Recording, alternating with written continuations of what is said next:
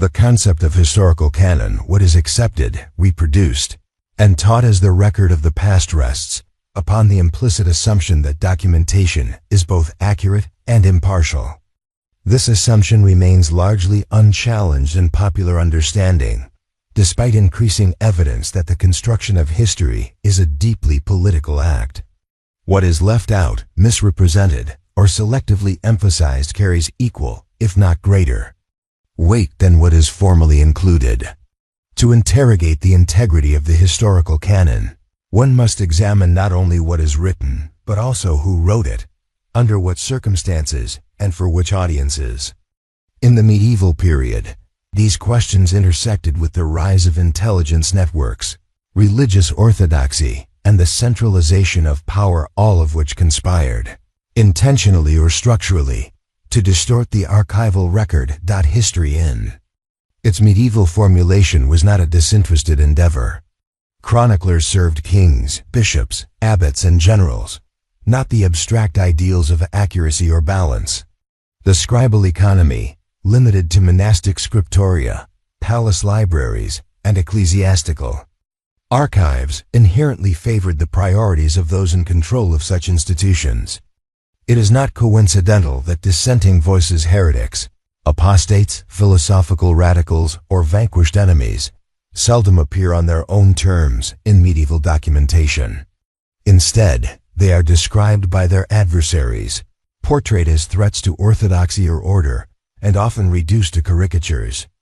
The mechanisms of this reduction were not accidental.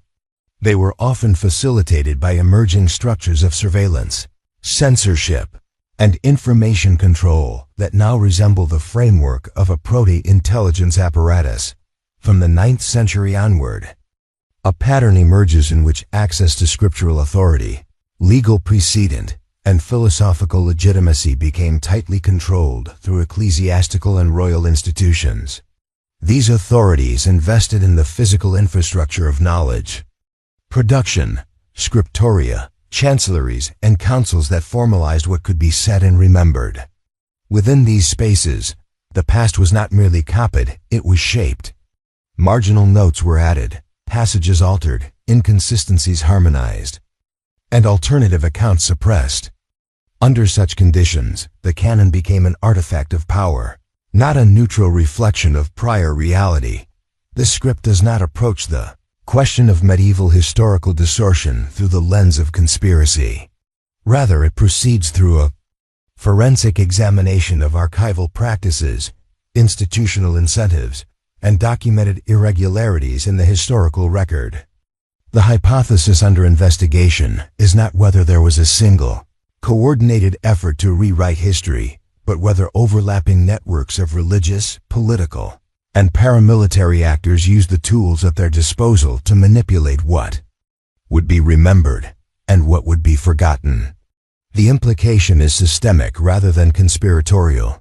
When power is concentrated, so too is the authority to define reality.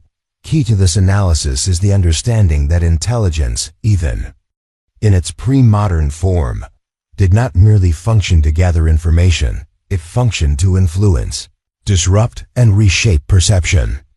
In the medieval period, information was more scarce and more sacred than in any subsequent epoch. Monopolizing it meant controlling the basis on which people understood their world. The Church, for example, did not merely guard doctrine. It defined the parameters of truth. Heresy was not simply an error, it was a threat to the cosmological and social order. In this context, rewriting history was not just a possibility. It was a necessity for institutions seeking to maintain legitimacy, coherence, and control. The emergence of semi-secret networks, whether the Ismaili assassins of Persia, the Templar archives in Europe, or the Byzantine espionage routes along the Silk Road, cannot be viewed in isolation. These groups operated within a matrix of authority that understood the power of secrecy, surveillance, and strategic erasure. Where documentation existed, it was curated. Where counter-narratives threatened to surface, they were neutralized through excommunication, execution, or oblivion. The institutionalization of memory was paralleled by the institutionalization of forgetting. To establish a framework for this investigation, it is necessary to question the assumptions that underpin the received narrative of the medieval world. Modern historiography tends to privilege documentary sources, but if those sources were themselves subject to alteration, suppression, or strategic fabrication, then the conclusions drawn from them must be reevaluated. This inquiry begins from the premise that the absence of evidence is not necessarily evidence of absence, particularly in an era where destruction, not preservation, was often the tool of control, much of what we consider foundational to medieval history. Church councils, crusades, royal lineages, theological debates are known only through documents produced and preserved by the victors. This imbalance demands scrutiny. It is not sufficient to catalog these documents. One must interrogate their provenance, context, and omissions. What voices are consistently excluded? What patterns of erasure suggest deliberate intervention? What archives are no longer extant, and under what circumstances were they destroyed? This first section sets the stage for an extensive investigation into the mechanics by which medieval institutions preserved, manipulated, and sometimes fabricated the historical record. It does not presuppose a single architect behind the distortion of history.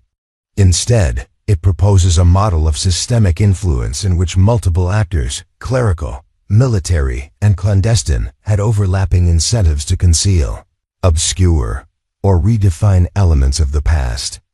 The objective is not to recover an authentic version of history, but to expose the architecture of secrecy that conditioned what we have come to accept as historical truth.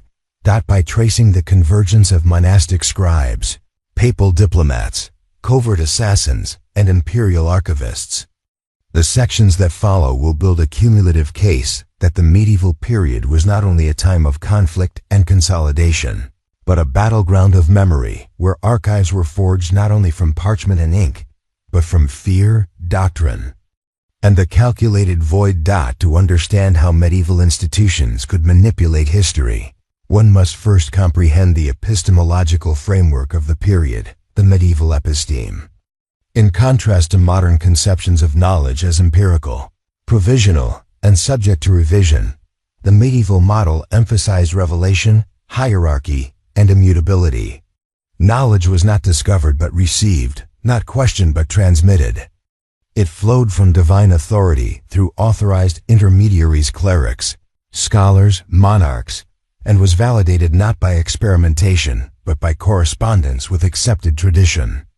Within this context, control over information was not merely practical. It was metaphysical. This rigid structure enabled a small class of gatekeepers to monopolize the tools of literacy, record-keeping, and teaching.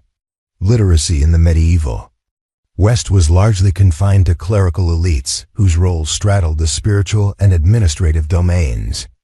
The Church's authority over education, scripture, and moral doctrine placed it at the center of what could be known, what should be forgotten, and what must never be spoken. While secular rulers wielded armies, it was the Church that governed the realm of ideas. In this configuration, intellectual deviation was treated not only as disobedience, but as heresy, as sin with eternal consequences. The epistemological verticality of the medieval worldview rendered dissent structurally invisible. It could be punished, but it could not be integrated. Those who diverged from canonical teaching were exiled from intellectual legitimacy. Importantly, this exclusion was not only enforced through public trials or physical coercion. It was embedded in the mechanisms of record-keeping. Scribes who copied manuscripts were trained to suppress anomalies, harmonize contradictions, and excise apocryphal or heterodox material. This process, repeated over generations, created a recursive epistemology in which only orthodoxy was preserved. And orthodoxy was defined by what had been preserved. This dynamic was reinforced by the theology of history that dominated medieval thought. History was not seen as a series of contingent events subject to human interpretation, but as a providential narrative whose meaning was embedded by divine design. Thus, any deviation from the sanctioned version of events was not simply an alternative perspective but a blasphemous affront to divine truth. This theological underpinning legitimized acts of suppression as sacred duties. To destroy a heterodox text was not censorship, it was purification. To rewrite a historical account in favor of the dominant order was not forgery, it was restoration. The formalization of ecclesiastical orthodoxy, particularly after the Carolingian Renaissance and into the High Middle Ages, elevated this control to an institutional level. Councils, synods, and decretals codified doctrine while simultaneously determining what historical accounts would be deemed authoritative. The educational reforms of Charlemagne, for example, ostensibly intended to raise literacy, ultimately reinforced central control by standardizing the curriculum and concentrating interpretive authority in clerical hands. The result was a highly stratified system in which access to texts, let alone their production, was tightly regulated. Simultaneously, the rise of royal bureaucracies mirrored ecclesiastical models. As monarchies grew more centralized, especially in France, England, and the Holy Roman Empire, so too did their reliance on written records to validate legal and dynastic claims. Royal charters, annals, and genealogies became tools of legitimacy, and their production was entrusted to trained scribes embedded within the court apparatus. These scribes were not impartial chroniclers. They were political functionaries, often selected for their loyalty rather than their accuracy. The alignment of state power and record-keeping further narrowed the scope of permissible historical memory. Another significant aspect of the medieval episteme was its handling of contradictory evidence. Whereas modern historiography might interpret conflicting accounts as an invitation to critical inquiry, the medieval mindset prioritized harmonization. Apparent contradictions were resolved by eliminating the less authoritative source or by reconciling inconsistencies through allegorical interpretation. This approach not only protected the integrity of the canon, but also insulated it from revision. Once a narrative was enshrined, its internal coherence was safeguarded through textual manipulation rather than intellectual openness. The consequences of this control were far-reaching. Events that challenged the dominant political or theological narratives were either omitted entirely from the historical record or recast in language that neutralized their subversive potential. Victories of heterodox groups were reinterpreted as divine tests of faith. Popular uprisings were dismissed as satanic delusions. Cultural exchanges with Islamic or pagan civilizations were downplayed or condemned. Through such practices, the boundaries of legitimate history were drawn and rigorously defended. This epistemic regime extended into the practical realm of information management. Surveillance was not institutionalized in the modern sense, but a culture of reporting, suspicion, and confession created a self-regulating system in which deviation was often preemptively suppressed. Whisper networks, inquisitorial interrogations, and parish records functioned as rudimentary forms of intelligence gathering. What information could be collected was uneven and often indirect, but its circulation was deliberately limited.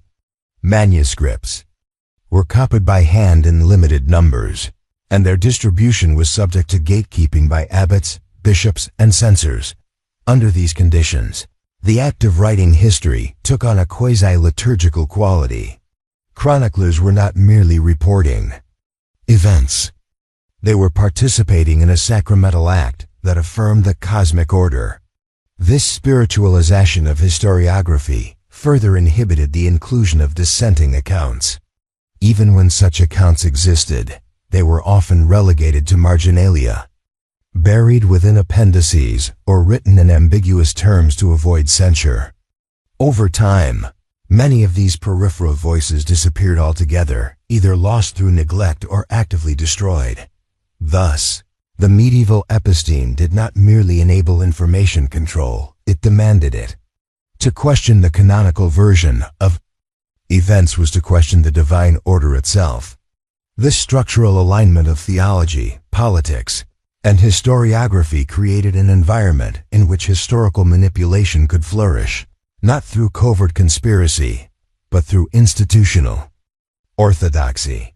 The mechanisms were visible, but their implications were obscured by the very logic that justified them. In this landscape, intelligence networks, whether ecclesiastical, diplomatic, or clandestine, functioned as extensions of a deeper epistemic imperative to maintain order through control of meaning. Their activities were not anomalies, but expressions of a broader paradigm in which knowledge was a resource to be monopolized, shaped, and where necessary erased. The preservation of medieval history owes an enormous debt to monastic institutions. Monasteries were not only centers of prayer and contemplation, they were the primary custodians of written culture. The scriptorium, a space within monasteries where manuscripts were copied, was the nucleus of historical memory, theological consolidation, and political legitimation. These centers, particularly under the influence of Benedictine and later Cistercian orders, became powerful curators of knowledge. Yet the question arises, were these monastic archives passive preservers of historical truth, or active agents in shaping a narrative aligned with institutional priorities? In practice, the answer leans toward the latter. Monastic communities functioned within strict hierarchies, both internally and within the broader ecclesiastical structure. Their role as producers and curators of written material gave them unique influence over what was remembered and what faded into oblivion. The act of copying a manuscript was never ideologically neutral.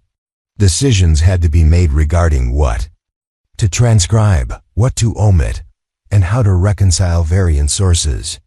These decisions were rarely spontaneous or purely aesthetic. They were guided by theological orthodoxy, ecclesiastical pressure, and practical considerations of space, labor, and political acceptability. The physical construction of archives further reinforced these hierarchies. Libraries were often segregated into sections based on utility and authority.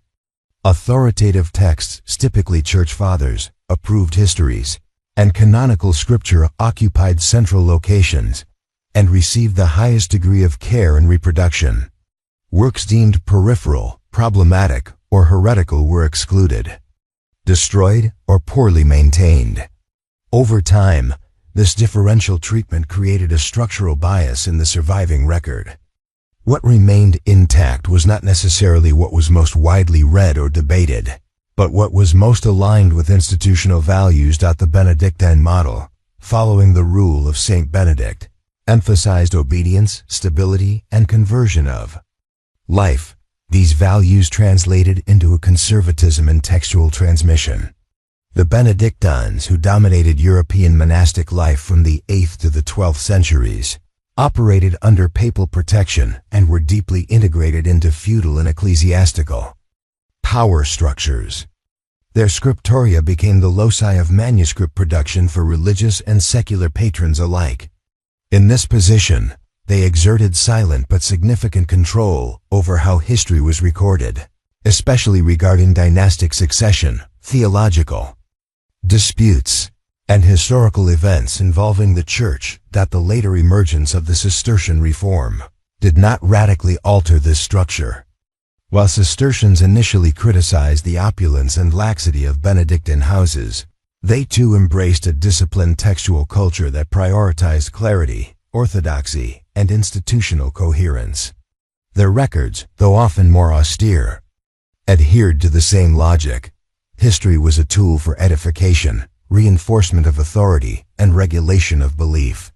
Heretical movements such as the Cathars and the Waldensians are conspicuously absent from Cistercian accounts until they posed a direct threat.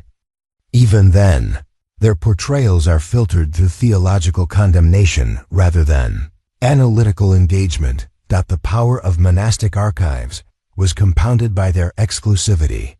These institutions were closed to the general population, and access to their texts was tightly controlled. Books were chained to lecterns, guarded within locked chests, and lent only under strict conditions, if at all.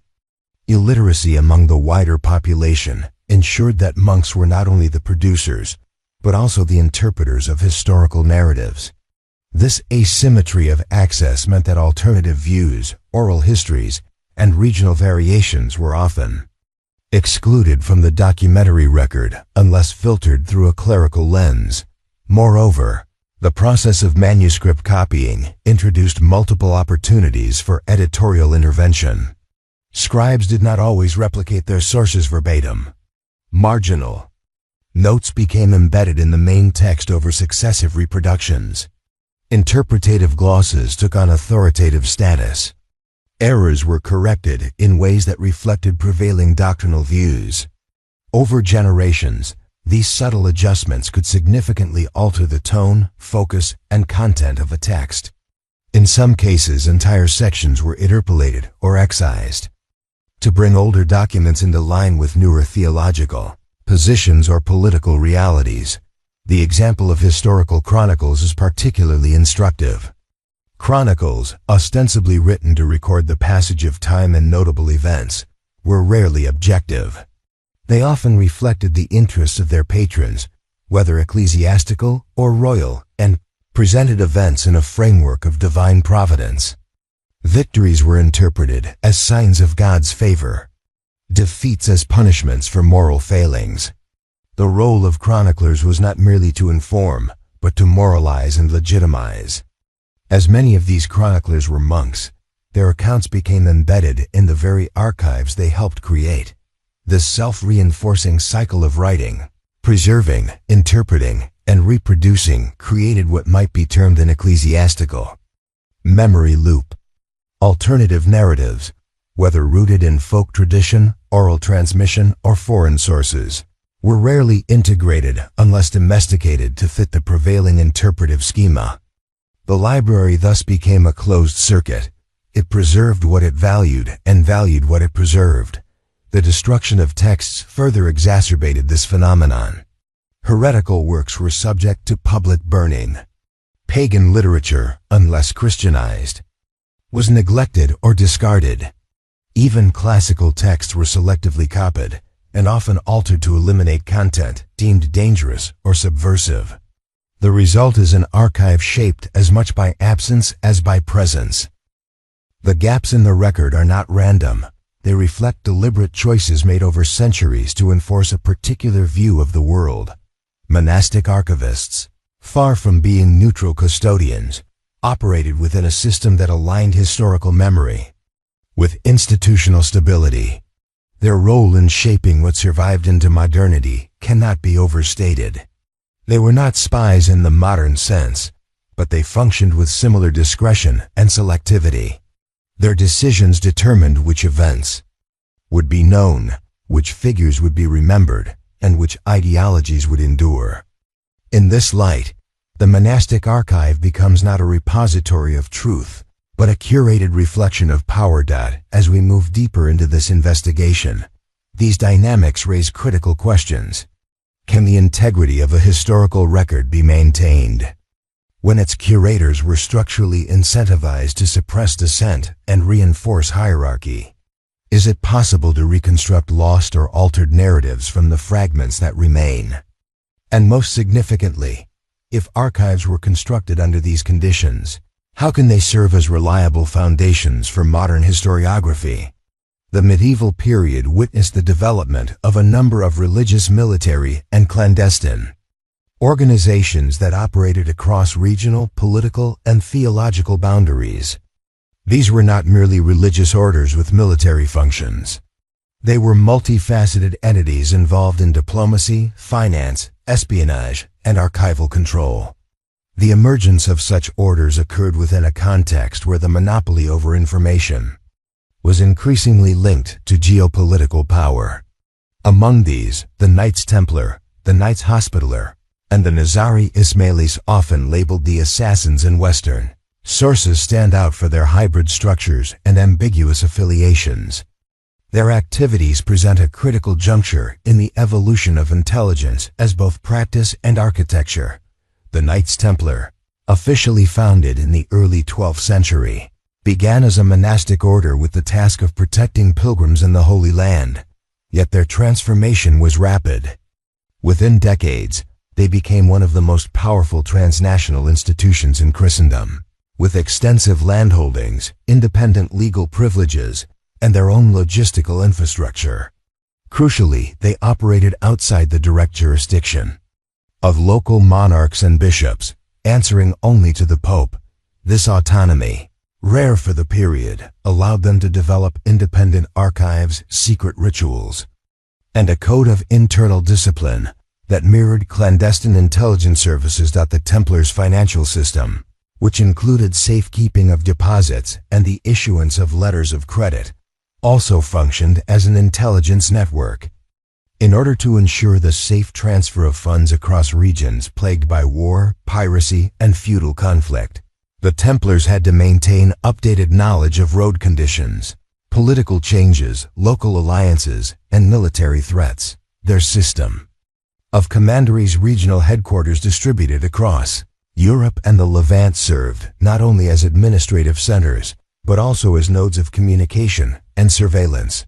Couriers traveled between them carrying sealed instructions and encoded directives.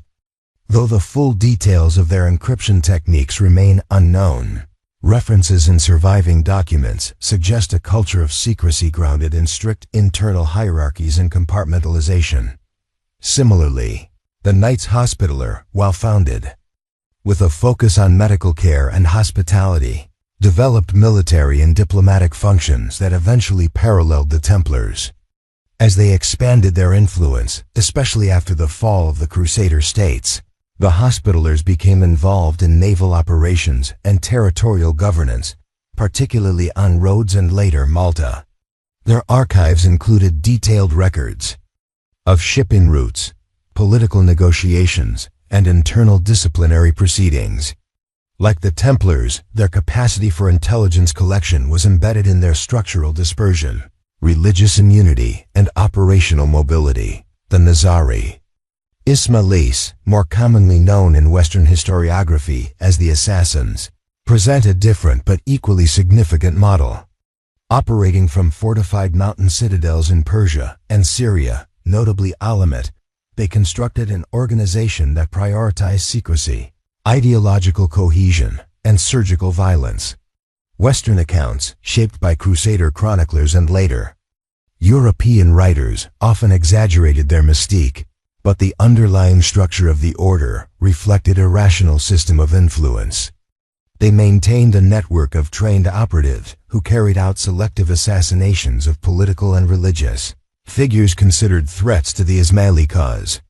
These actions were not indiscriminate. They were carefully chosen to achieve maximum symbolic and political impact. The Nizari order's internal communication system relied on oral transmission, coded language, and strict hierarchical control. While written documents were used sparingly, their libraries reportedly held philosophical, theological, and tactical treatises that were destroyed or confiscated during later conquests. The strategic targeting of enemies, often in public and dramatic ways, served to create a deterrent effect disproportionate to the Nizari's numerical or territorial strength. Their power lay in perception, in creating the impression that they had access to secret knowledge, unlimited reach, and theological justification for their actions. What unites these orders is their development of an operational model that integrated spiritual authority, military organization, and information control. They were neither mere militias nor simple religious sects. Instead, they embodied a form of medieval proto-intelligence apparatus, autonomous, networked, and ideologically driven. The blend of religious legitimacy and practical function enabled them to access elite spaces, maintain independent records, and manipulate perception. These orders operated across linguistic, cultural, and political boundaries, giving them a pan-regional perspective unavailable to most medieval institutions. Their existence posed both a practical and epistemological challenge to the dominant powers of their time. Monarchs and popes tolerated them when useful and suppressed them when threatened. The eventual dissolution of the Templars in the early 14th century, following accusations of heresy and treason, is a case in point. The charges against them, many of which involved secret rituals, encrypted communication, and concealed wealth, reflected a deeper anxiety about their independence and opacity.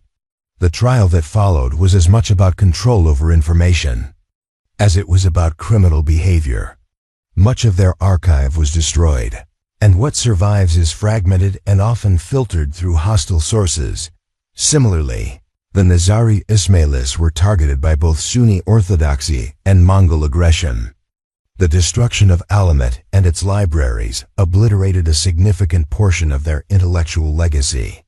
Western narratives, constructed largely from enemy accounts, reduced them to a stereotype of fanatical assassins, obscuring the complexity of their ideology and the sophistication of their operations. These orders also participated in the preservation and distortion of history. Their archives, rituals, and training manuals, whether lost or censored, were part of a parallel record that seldom made it into official ecclesiastical or royal annals. Where they did appear, it was often in the context of condemnation, myth, or conspiracy.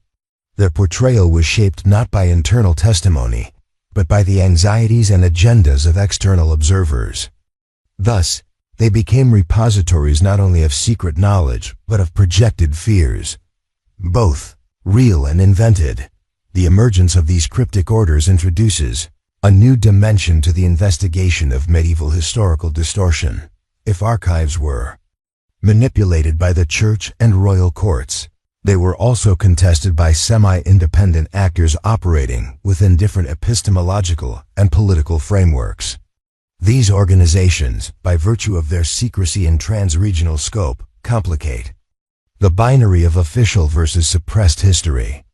They represent a third category, the curated unknown.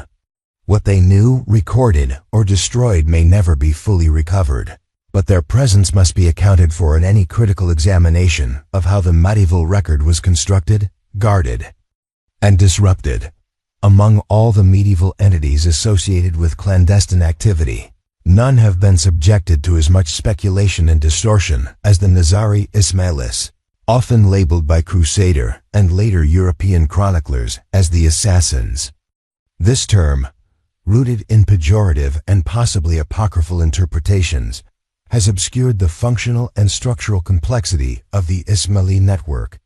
Far from being a chaotic cult of killers, the Nizari system represented a disciplined, ideologically cohesive, and strategically sophisticated apparatus. It operated with precision and intent within a volatile geopolitical environment shaped by sectarian strife, Crusader incursions, and the shifting power balances of the Islamic world. At the heart of their strategy lay the architecture of Fira, model of influence grounded not in mass violence, but in selective, symbolic, and psychologically disruptive acts. The Ismaili state centered around fortified mountain strongholds, the most notable being Alamet in Persia and Masyaf in Syria. These locations were not randomly chosen. They provided both physical security and psychological dominance. From these elevated positions, the Ismailis maintained visual control over surrounding territories and secured critical trade and communication routes. Yet their real power did not stem from geography alone. It emerged from their ability to influence actors far beyond their territorial base. This influence was achieved through a unique synthesis of ideology, pedagogy, and operational secrecy. Ismaili doctrine emphasized a hierarchical cosmology and the necessity of concealed knowledge, taqiyya. Within this framework, the imam was not merely a political figure, but a divinely guided interpreter of esoteric truth. This theological dimension allowed the Ismailis to build intense internal cohesion and discipline. Members of the order were initiated through structured stages of indoctrination, each layer revealing progressively deeper layers of doctrine and operational trust. This compartmentalization mirrored modern intelligence organizations where access to information and responsibilities were strictly tiered. Operatives, often referred to in the West as fedayeen, functioned as both ideological instruments and tactical agents. The mythos surrounding these operatives is often overshadowed their strategic function. Western accounts, particularly from Crusaders and hostile Sunni chroniclers, depicted the assassins as mindless killers drugged into obedience. These narratives served to delegitimize the Ismailis while simultaneously amplifying their aura of menace. In reality, evidence suggests that their actions were highly selective and targeted. Victims were typically political or religious leaders whose actions directly threatened the Ismaili community. Assassinations were often carried out in public, sometimes even within sacred precincts, ensuring maximum visibility and symbolic disruption. These acts were not simply eliminations. They were psychological operations designed to destabilize hierarchies and demonstrate reach. The architecture of fear engineered by the Ismailis did not rely on frequency, but on unpredictability and spectacle. The mere possibility that a ruler could be targeted created a deterrent effect that extended beyond their actual operational capacity. In this sense, their influence functioned through an economy of perception. To maintain this system, the Ismailis invested in intelligence gathering, surveillance, and internal communication networks. While much of the operational detail has been lost, especially following the Mongol destruction of Alamut, indirect evidence from diplomatic correspondence, Sunni polemics, and Crusader chronicles suggests a systematized mode of information collection and strategic dissemination. One key characteristic of the Ismaili method was its emphasis on minimal collateral damage. Unlike later conceptions of terror, the Nizaris did not engage in indiscriminate killing. Their operations were designed to achieve precision objectives, eliminate a dangerous vizier, neutralize an inquisitorial cleric, destabilize an advancing army's morale. These objectives required careful planning, long-term infiltration, and local intelligence. This sophistication contradicts the portrayal of the assassins as irrational fanatics and places them instead within a rational model of political survival. Through asymmetrical tactics, the symbolic weight of their actions extended into the realm of historiography. While Ismaili records were largely destroyed or absorbed into broader Shia intellectual traditions, their impact was preserved in the writings of their enemies. Ironically, this hostile documentation helped to preserve their historical memory, though in distorted form. The absence of internal Ismaili archival material from the medieval period severely limits our ability to reconstruct their activities in detail. However, this very absence, combined with the persistent presence of fear and condemnation in other sources, to their effectiveness. Their legacy is inscribed less in what they wrote than in what others wrote about them. The Ismailis approach to secrecy extended to their organizational design. Authority was decentralized across various fortresses, each headed by a missionary leader who answered to a central hierarchy. The transmission of orders, doctrine, and information was deliberately opaque to external observers. Outsiders, and even low-level insiders, could seldom reconstruct the full picture of the network. This organizational opacity created a form of epistemological deterrence. Rulers and chroniclers could never be entirely certain of the group's capacity, intent, or reach. In this ambiguity lay their power. Their interactions with Crusader states further illustrate their pragmatic flexibility. While initially adversarial, the Ismailis at times entered into temporary alliances or non-aggression arrangements with Crusader lords, especially when facing common threats from Sunni powers. These transactions were pragmatic rather than ideological, revealing an adaptive intelligence posture rather than blind theological rigidity. The assassins did not hesitate to engage in diplomacy, intelligence sharing, and even ransom arrangements when it served their strategic interest. The Mongol invasions of the 13th century marked a turning point. The destruction of Alamet by Huligo. Canon 1256 resulted in the loss of their libraries, administrative records, and training manuals. Much of what constituted the operational backbone of the Ismaili state was systematically erased. What remained was a combination of oral tradition, diasporic memory, and enemy accounts. This archival erasure complicates any attempt to understand the full extent of their influence. It also illustrates the vulnerability of intelligence-based systems to physical annihilation, a recurring theme in the history of suppressed archives. Yet the psychological architecture they constructed persisted. The notion that knowledge could be weaponized, that ideological commitment could replace material resources, and that precision violence could alter macro-political dynamics, these concepts had enduring impact. They represented a form of power, independent of empire, army, or bureaucracy. Their legacy challenges the assumption that medieval history was shaped solely by visible institutions. It opens the possibility that much of what unfolded alliances, betrayals, dynastic changes, theological shifts was influenced by actors operating in the shadows, leveraging fear, secrecy, and epistemic asymmetry. The Ismaili assassins exemplify how a minority group, through discipline, ideology, and strategic communication, could influence the political and historical trajectory of their time. Their existence demands a re-examination of how history is framed, whose actions are documented, and how fear itself becomes a medium of influence. As we proceed through further layers of archival manipulation and intelligence deployment, the case of the assassins remains a foundational example of how secrecy constructs not only perception, but historical reality. The consolidation of the Latin Church's authority during the medieval period was neither spontaneous nor purely theological. It was achieved through a prolonged process of structural centralization, ritual standardization, and systematic suppression of dissent. Central to this campaign was the codification of orthodoxy, the deliberate construction of a unified doctrinal framework, and the parallel elimination or marginalization of competing interpretations. The Church did not merely defend orthodoxy, it defined it, documented it, and engineered its institutional enforcement across Europe.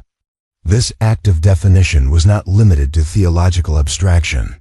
It extended into the realm of history, producing a sanctioned record that excluded or distorted all that did not align with ecclesiastical objectives. The mechanisms for this control became increasingly formalized after the Gregorian reforms of the 11th century.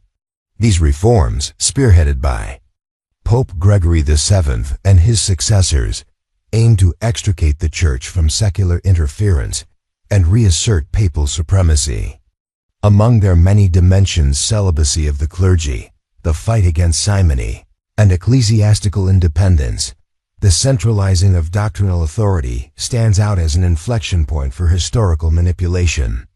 Councils and synods were called to standardize belief, canonize scripture, and declare deviations as heresies. In doing so, they not only constructed theological boundaries, but also redrew the historical record to favor those boundaries. The councils functioned as both legislative and archival events. Their decrees, collected in canon law compilations such as Gratian's Decretum, were meticulously documented, copied, and disseminated. These compilations served as reference texts for clerics, bishops, and inquisitors, effectively creating an official epistemological apparatus. What they omitted was just as consequential as what they included. The exclusion of apocryphal gospels, early Christian heterodox writings, or regional traditions from these compilations erased alternative perspectives from the official memory of the Church. This editorial curation was not presented as ideological, it was framed as the preservation of truth against error. The result, however, was a homogenized record, stripped of nuance, plurality, and dissent. At the same time, the Latin Church embarked on a campaign of intellectual control through the scholastic movement. Anchored in cathedral schools and later in universities such as Paris and Bologna, scholasticism established a rigid method of inquiry based on authoritative texts, especially the Bible, the Church Fathers, and Aristotelian logic as interpreted by Christian commentators. This method produced highly structured arguments, but restricted the scope of permissible debate. Theologians who strayed beyond defined boundaries risked censure or worse. The cases of Peter Abelard, whose work was condemned for dialectically questioning dogma, and later Meister Eckhart, accused of heresy for mystical theology, exemplify how intellectual creativity was constrained within a narrowly defined orthodoxy. Inquisitions represented the enforcement arm of this doctrinal regime. Initially informal investigations, these evolved into systematic tribunals empowered to interrogate, judge, and punish those deemed heretical. Their procedures, while superficially legalistic, operated under the assumption of guilt. Documentation from inquisitorial trials reveals a pattern of coerced confessions, anonymous accusations, and deliberate suppression of defense. Records of these proceedings were meticulously kept, not as an exercise in fairness, but as evidence of the Church's righteous prosecution of error. Once recorded, these confessions became historical facts, framing entire communities such as the Cathars or the Waldensians as inherently deviant, regardless of their actual beliefs or practices. Crucially, the inquisitorial process generated its own archive. Manuals like Bernard Guy's Practica Inquisitionis detailed procedures for interrogation, surveillance, and evidence collection. These texts did not simply reflect practice, they shaped it. They formalized methods by which information was collected, distorted, and codified into the permanent record. The result was a double archive, one of theological orthodoxy and another of institutional enforcement. Together, they created a comprehensive apparatus for defining truth and eliminating alternatives. The Latin Church's use of excommunication further reinforced this system. Excommunication functioned not merely as a spiritual sanction, but as a social and historical erasure. Individuals and groups cut off from the Church lost not only sacramental privileges, but legal protections, reputational standing, and narrative inclusion. Their deeds, arguments, and contributions were often expunged or recast as subversive. In many cases, the only surviving records of such figures are polemics written against them. Their own writings were destroyed, their followers dispersed, and their memory reconstituted through the lens of condemnation. The Vatican's role in preserving and editing ecclesiastical history must also be examined. While often credited with the conservation of classical and theological manuscripts, the Vatican Archives, an expansive and highly restricted repository, reflect centuries of curation, redaction, and restricted access. Papal correspondence, records of councils, financial transactions, and internal doctrinal disputes are stored within, but much remains inaccessible or selectively revealed. The protocols for archival access have historically favored those aligned with ecclesiastical interests. This control over documentation and historiography allows the Church not only to protect its institutional memory, but to shape how it is interpreted by future generations. The veneration of saints presents another dimension of narrative control. Hagiographies, or saintly biographies, served as both spiritual inspiration and historical record. However, they were often composed with a loose relationship to empirical fact, prioritizing miracle accounts, divine favor, and moral exemplarity. These texts functioned less as biographies and more as instruments of canonization, elevating certain figures while ignoring or absorbing their rivals. In many cases, regional cults of local saints were suppressed or absorbed into broader Catholic tradition only after significant modification.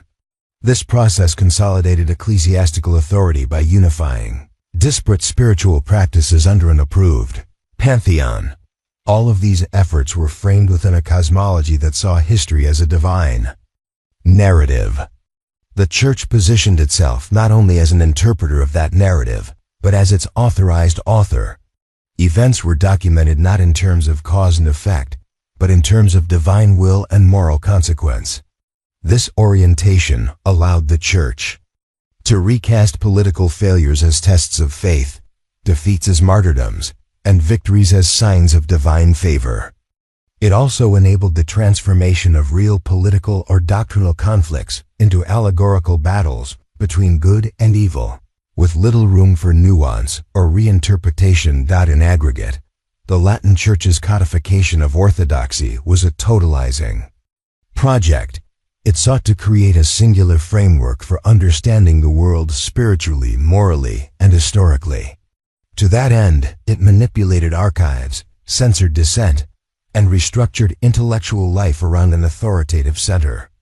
What emerged was not merely a body of doctrine, but a machinery of memory, a system capable of producing, enforcing, and perpetuating its own version of reality. This machinery continues to influence historical understanding to this day. Modern historians often rely on sources produced within or preserved by the Church. Yet if those sources were created under a regime of epistemic control, then their reliability must be critically examined.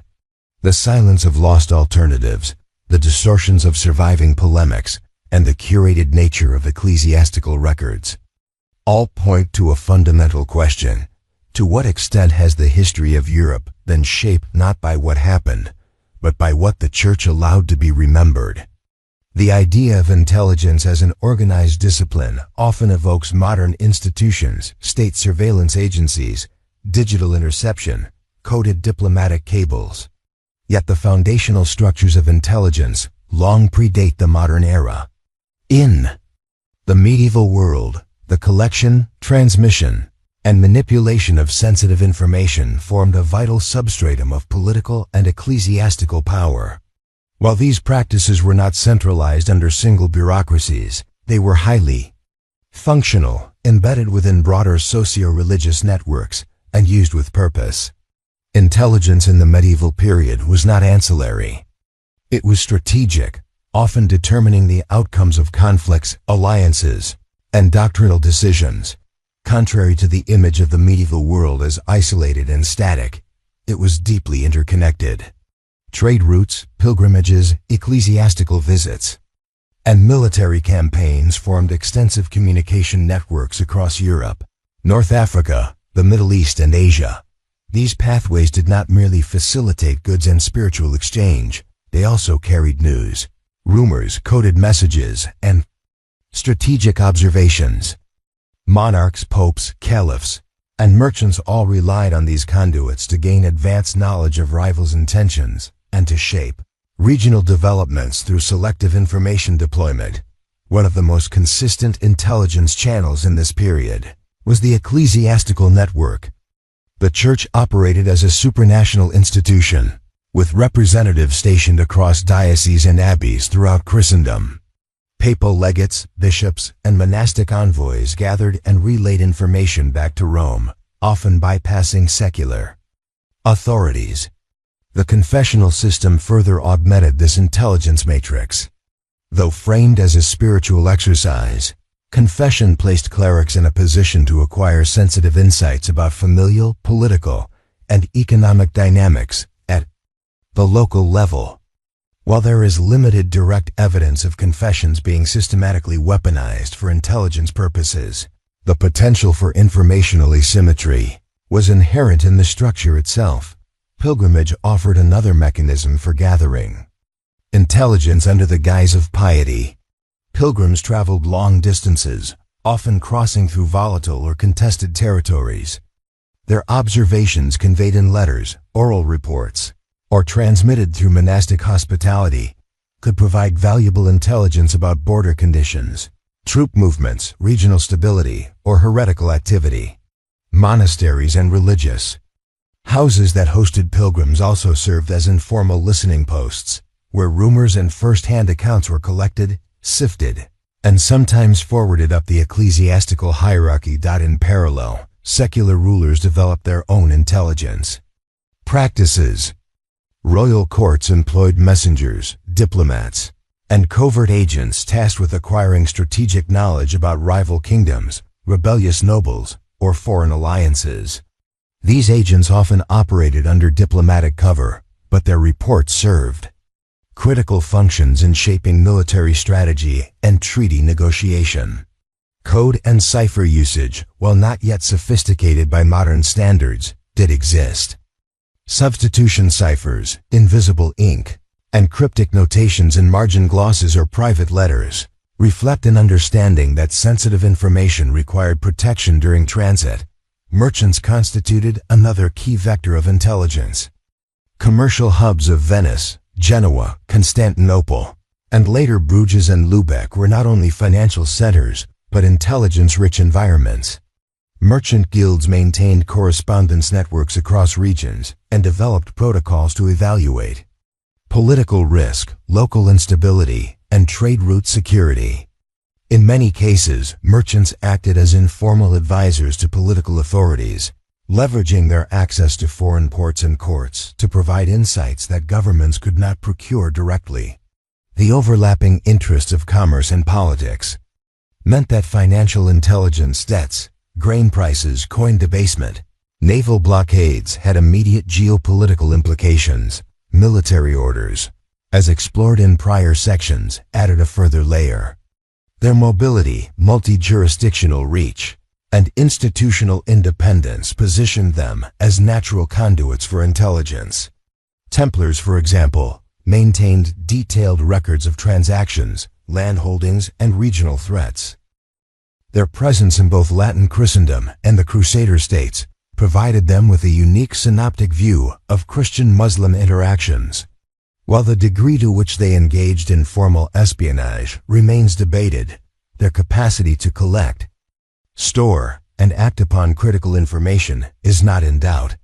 Language played a significant role in these dynamics. Multilingualism common among diplomats, merchants, and clerics enabled cross-cultural observation and analysis. Arabic-speaking monks, Greek-speaking merchants, and Latin-fluent scholars served as cultural intermediaries. They translated texts, interpreted diplomatic gestures, and served as human filters of intelligence. This translation process was not neutral. What was emphasized or omitted in translation could serve to amplify threat perception, distort strategic understanding, or redirect policy. Thus, the manipulation of language itself became a subtle but potent instrument of pre-modern intelligence. Information was not merely collected, it was also shaped. Chroniclers embedded within courts and abbeys were often tasked with framing events in ways that aligned with political objectives. Reports of battles, coronations, miracles, or portents were adjusted to suit agendas. In this way, narrative became a tool of influence. A defeat could be reinterpreted as a test of faith. A rebellion framed as divine punishment for royal negligence. An alliance portrayed as the fulfillment of prophecy.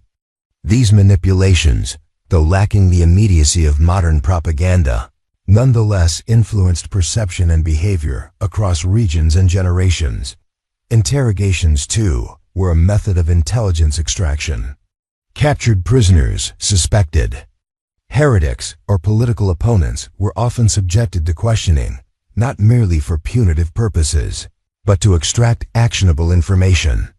The development of the inquisitorial protocol, later formalized in the 13th century, reflects an increasingly systematic approach to extracting and documenting intelligence under the guise of spiritual correction. The reliability of such information varied widely. Gossip, fabrication, and strategic misinformation were common. Agents often had incentives to exaggerate threats or conceal failures. Yet this did not diminish the importance placed on such intelligence by decision-makers. Even flawed or biased information could serve to justify preemptive action, consolidate internal control, or reshape public sentiment. In this way, medieval intelligence functioned not merely as a reflection of reality, but as a creator of perceived necessity. What emerges from this web of interactions is a model of intelligence that was decentralized yet effective.